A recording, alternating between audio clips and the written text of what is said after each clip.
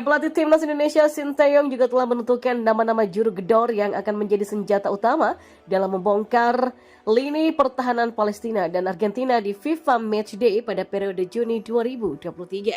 Para pemain ini memang kerap beroperasi di lini serang timnas Indonesia. Perannya juga cukup beragam. Ada yang bertugas sebagai penyerang tunggal, penyerang sayap, sampai memainkan fungsi false nine. Beberapa pemain yang dipanggil oleh Sinteyong memang mampu memperlihatkan catatan impresif bersama klubnya. Saat dipanggil tim nasional, mereka juga bisa memberikan kontribusi yang berarti. Namun, ada juga nama pemain yang sebetulnya tak begitu istimewa di level klub ataupun tim nasional, namun masih juga dipanggil untuk memperkuat skuad merah putih di agenda FIFA Matchday ini. Yang jelas, mereka bakal menjadi tumpuan timnas Indonesia saat berhadapan dengan Palestina dan Argentina dalam waktu dekat.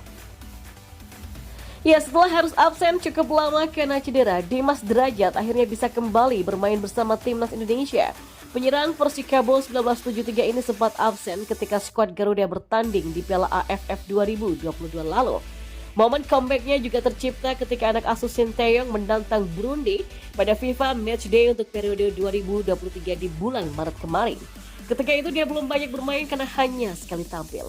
Striker berusia 26 tahun ini diharapkan menjadi mesin gol skuad Garuda saat menghadapi Palestina dan juga Argentina. Sejauh ini, ia sudah mencetak 3 gol dari 7 penampilan internasionalnya. Selama beberapa waktu terakhir, sektor lini serang timnas Indonesia merupakan posisi yang dipercayakan kepada striker Bayangkara FC, Dendi Sulistiawan. Kepercayaan itu juga sukses dibayar lunas. Sebab pemain berusia 26 tahun ini sanggup mencetak total 4 gol untuk timnas Indonesia dari 10 penampilannya. Catatan yang paling istimewa tentu terjadi pada 2 laga melawan Burundi. Dendi saat itu selalu tampil sebagai starter. Pada laga pertama dia menyumbangkan 1 gol saat Indonesia menang 3-1. Adapun pada laga kedua dia mencatatkan 1 assist saat kedua tim bermain sama kuat dengan skor 1-1. Dari semua nama pemain yang dipanggil untuk mengisi lini depan, Stefano Lillipali merupakan sosok yang paling berpengalaman sebab jumlah caps-nya bersama timnas Indonesia menduduki urutan kedua terbanyak. Dengan catatan 29 penampilan bersama tim Merah Putih, Stefano Lillipali memang hanya kalah dari Fahrudin Arianto yang memainkan 53 pertandingan. Oleh karena itulah pengalamannya bakal sangat penting untuk timnas Indonesia. Koleksi 8 gol dan 10 assist untuk Borneo FC pada musim lalu menjadi modal berharga bagi pemain berusia 33 tahun ini untuk menampilkan performa terbaik di FIFA Matchday. Lalu, Sadil Ramdhani yang memang menjadi salah satu pemain timnas Indonesia yang dihantui tanda tanya besar menjelang laga FIFA Matchday kali ini. Sebab namanya sempat absen dalam 4 laga terakhir Sabah FC di Liga Super Malaysia. Pemain berusia 24 tahun ini diketahui menjalani proses pemulihan karena sempat mengalami cedera. Oleh karena itulah, Sadil Ramdhani diragukan tampil bersama skuad Garuda. Hal ini tentu sangat disayangkan karena dia baru saja memperlihatkan performa luar biasa di awal musim Liga Super Malaysia 2023. Dari 9 laga, Sadil sudah mengemas 4 gol dan 2 assist. Nah, terlepas dari penurunan performanya selama beberapa waktu terakhir, Witan Sulaiman nyatanya masih menjadi pemain yang dipercaya oleh Sinteyong untuk memperkuat timnas Indonesia. Kiprah terakhir yang diperlihatkan Witan pada SEA Games 2023 memang belum cukup memuaskan. Sebagai pemain paling senior, dia tak bisa menyumbang gol ataupun assist untuk timnas Indonesia U22. Yang jelas, laga melawan Palestina dan Argentina ini menjadi kesempatan berharga bagi Witan untuk menunjukkan apakah dia masih layak berseragam timnas Indonesia. Dari seluruh nama penyerang yang bisa menjadi opsi Sinteyong di lini depan, Rafael Struijk merupakan pemain yang paling muda. Sebab pemain sayap asal Ado Den Haag ini baru berumur 20 tahun. Bersama klub yang berkompetisi di kasta kedua Liga Belanda ini, Rafael Struijk juga masih minim kesempatan bermain.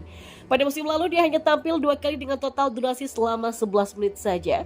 Namun terlepas dari hal itu, pemain yang baru saja mendapatkan status sebagai WNI ini memang patut dinantikan kiprahnya bersama timnas Indonesia melawan Palestina dan juga Argentina pada laga FIFA Matchday periode Juni 2023 nanti. Erick Thohir menjawab kritik banyaknya pemain naturalisasi di timnas Indonesia. Kenapa enggak? Ya, timnas Indonesia memang punya rasa cita rasa berbeda dalam beberapa tahun terakhir. Walaupun kecaman, tak bisa dipungkiri kebijakan pelatih Shin Tae-yong mulai berbuah hasil. Langkah pertama yang terbilang ekstrim adalah memutus satu generasi sepak bola Indonesia.